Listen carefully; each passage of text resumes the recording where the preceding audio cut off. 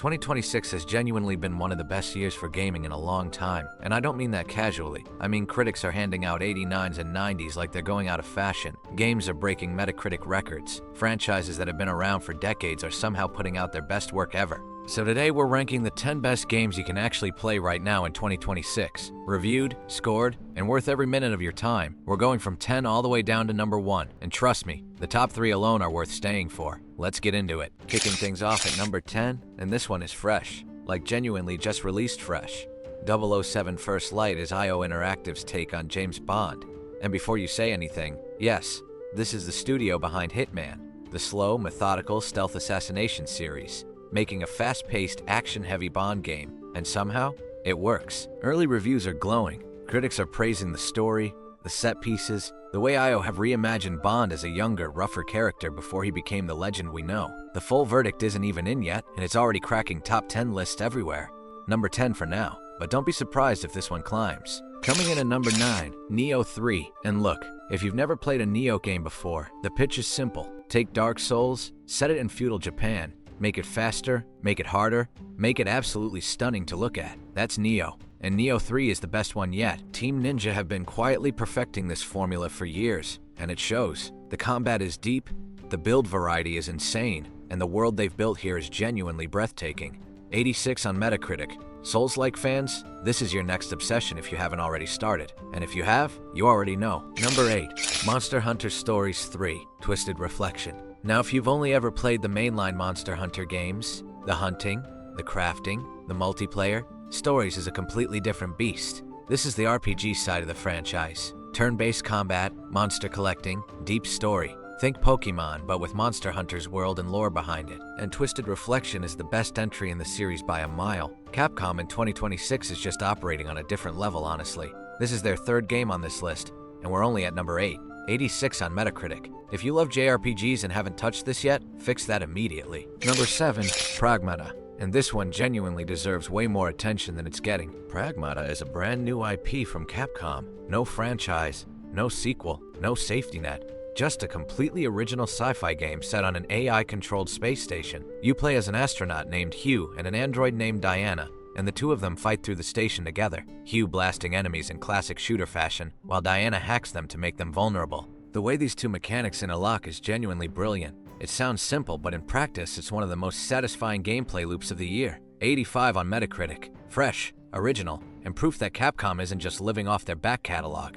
This one is special. Don't sleep on it. Number 6, Saros. And this one is from Housemarque, the studio that made Returnal. If you played Returnal, you already know exactly what you're getting into. Brutal roguelite, bullet hell combat, the kind of game that kills you repeatedly and somehow makes you love it more every single time. Saros builds on everything Returnal did and refines it. It's slightly less punishing than its predecessor, which honestly makes it more accessible without losing any of the satisfaction. The moment things click, the build comes together, the movement feels perfect, the bullets are flying everywhere.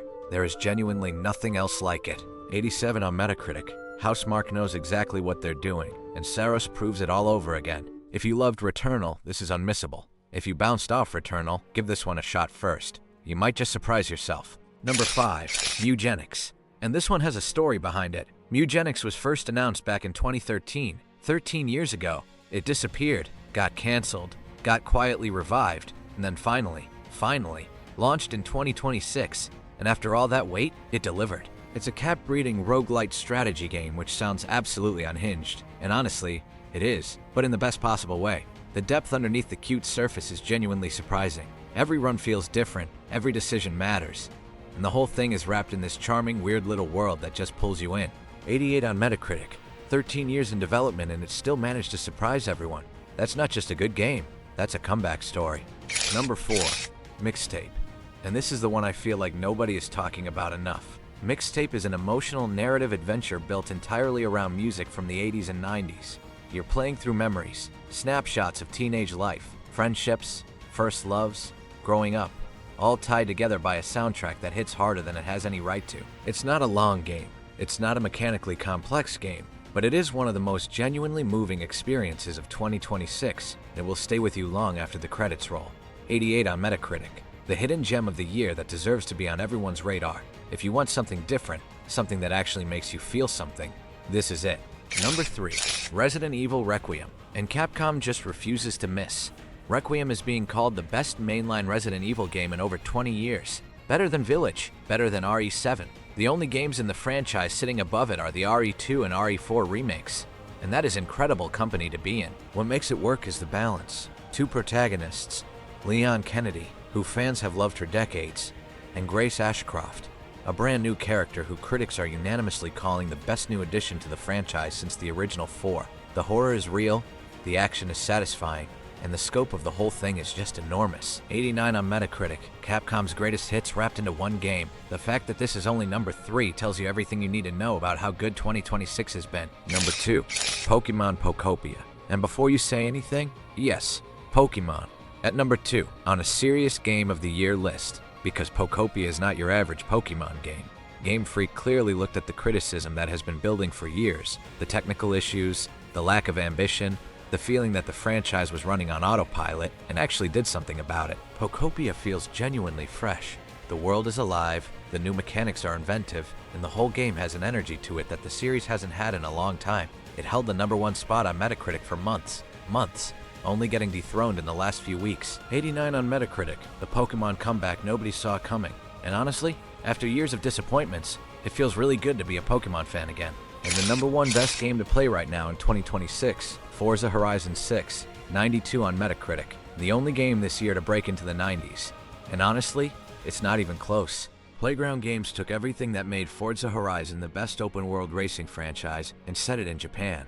And Japan was the perfect choice. The landscapes, car culture, and iconic roads make it one of the most visually stunning racing games ever made.